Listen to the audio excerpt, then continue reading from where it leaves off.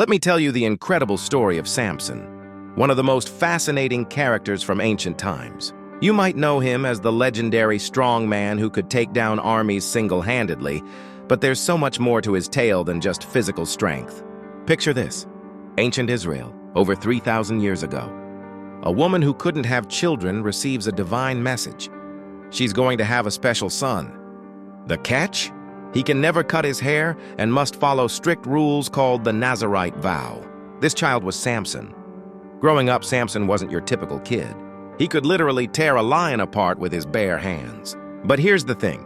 He wasn't just physically strong, he was also incredibly headstrong. And, well, let's say he had a weakness for beautiful women.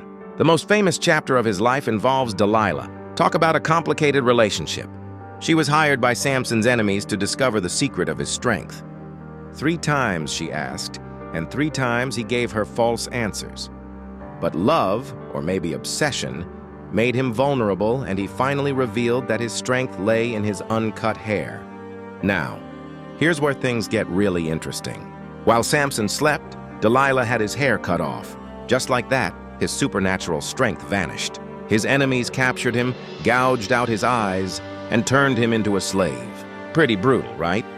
But that's not the end of the story. In captivity, Samson's hair began to grow back. During a huge celebration where his enemies were mocking him, they brought him out to entertain the crowd. What they didn't realize was that Samson had one final act of strength left. He pushed against the main pillars of the temple, bringing the entire building down on his enemies and himself. You know what makes this story so powerful? It's not just about physical strength. It's about human nature.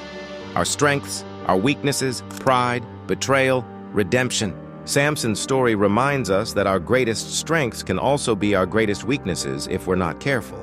Even today, people talk about having the strength of Samson. But maybe the real lesson isn't about physical strength at all.